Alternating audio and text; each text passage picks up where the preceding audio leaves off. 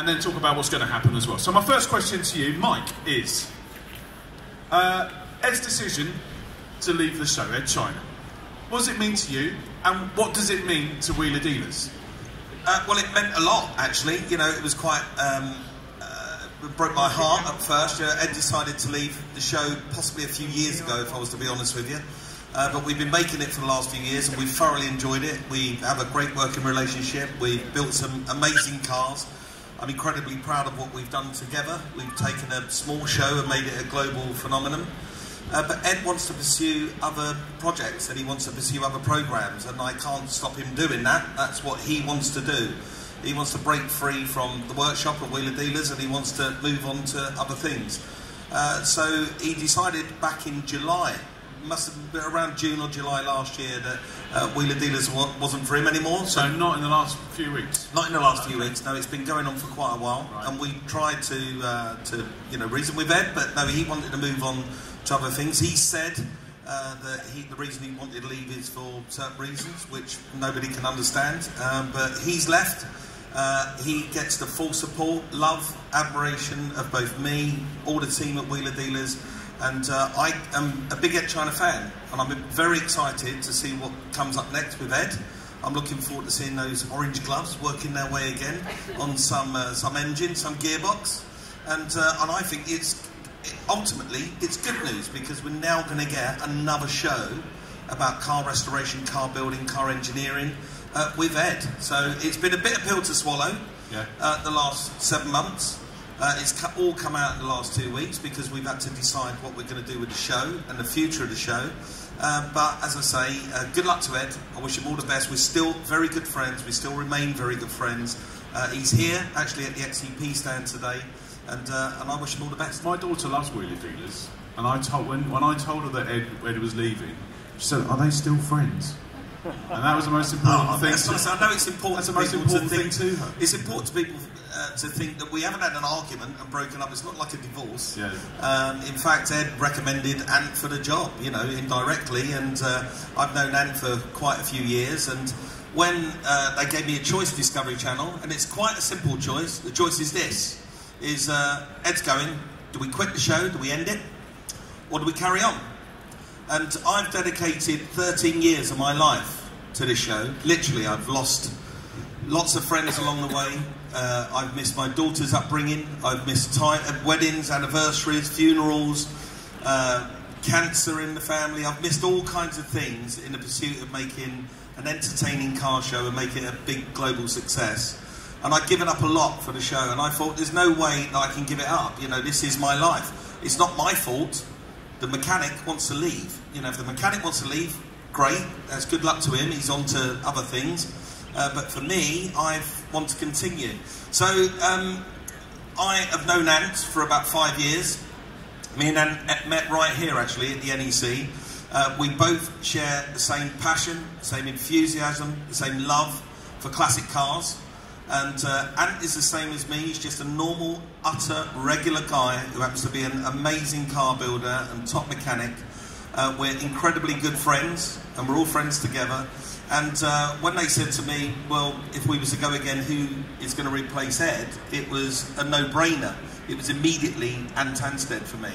And I spoke to Ant about it. It was a big decision for Ant, but he could probably fill you in with the spaces there himself. But I, for one, am delighted, and I'd like you to all congratulate Ant on landing the best job in television. Welcome on board, Ant. Thank you very much. How do you feel about it, Ant? Are you excited? Yeah, I'm incredibly excited. I mean, I knew months and months ago when Ed came to my workshop.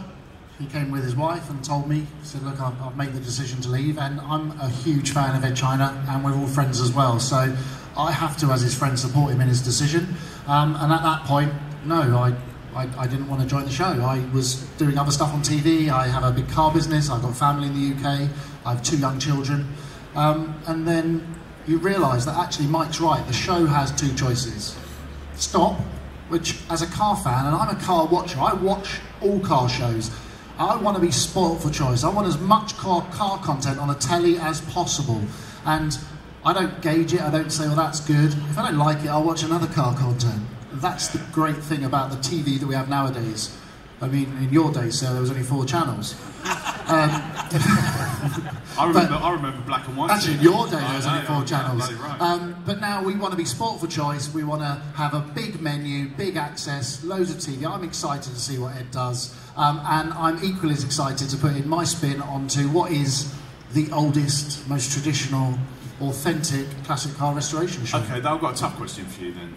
And Ed was quite vocal when he made his video and left last week. That he was worried that there would be less mechanical content on the show, and that's one of the reasons why he wanted to leave. Is that true? And if so, why are you doing it? Would I, a car builder that's doing car shows on TV, and I turn down other car shows, join a show to do less car work? If you could be a fly on the wall, who here watches For the Love of Cars? One, is that my dad? Who here watches For the Love of Cars? Yay! Right, For the Love of Cars, if you think about it, isn't actually a car show, it's a social history show. It's a show about people, it's about educating, and it's a guy who knows nothing about cars, an actor, Phil, who I've just FaceTimed, by the way, because I saw a Gene Hunt poster, and myself, a car builder. So I'm constantly banging on the director's door, please, can we make more workshop time? I want to see more welding, more spanners. The fans tell me they want to see more workshop time. Because actually, if you boil it down to it, take the adverts out, there's only 42 minutes. But of course, Channel 4 makes factually entertaining TV. And it's not just for guys in the garage, unfortunately. It's for people across a long section. And For the Love of Cars has really hit a chord with the public. I have people that would never watch a car show say to me, oh, I love that, and I didn't realise it's a social history show. It's a show about people, and that's what's amazing about the classic car show. That's what's amazing about this show, is that not everyone here is a car fan, but in some way we're all linked to them. Cars affect our daily lives, and they do it in such a passionate and beautiful way that it's a real privilege for me to be able to do what I love, my hobby, my job, and do it on TV. So I will be banging on the door of Discovery, and I have been.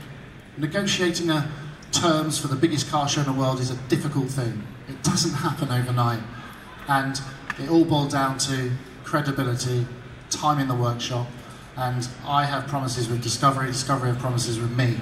And I've listened with interest to the feedback online. I've listened to fans of the show say, we want more car content. I am a fan of the show, and I'm on the same side. Okay. Yeah, just to add into that, Dan, there's officially Discovery Channel, Velocity Channel have never, ever, ever suggested or asked to lessen the car content of the programme. They've never done it. Where that comes from, nobody knows. They've never said that they want to reduce it. Some people say, well, they can see a reduction in the last series, and that's simply because there was less mechanical content in the last series. I was in the workshop doing it because there was less. I don't want to say it in a more derogatory way, but I think you can understand. Yeah. The show is 75% of the show is made up in the workshop. Only 25% of it is outside the workshop, and it's always been that way. And for the future, it won't change. If anything, it's going to be more car content. It won't change. I just want to ask, Ant, if a production company hadn't come to your workshop and talked to you about a car show called For the Love of Cars, what would you be doing right now? Well, this is the funny thing. I mean, I'm a car builder, so these cuts on my hands are real. I run a car business every day. So I weld, spanner, work in a workshop, and if Channel 4 hadn't have knocked on my door 5 years ago, and the only reason they did, and a lot of people ask me the question, how do you get into telly? And the reality is that television is built by loads of researchers. They go, we want to make a show about probably cakes or houses, but in this case, cars. So they go to market and they talk to people in the car world. And my name came up a few times, and then they knocked on my door and said, look, we're doing a new car show. Do you fancy it? And I'm one of these people that says yes to stuff. I live a very positive life.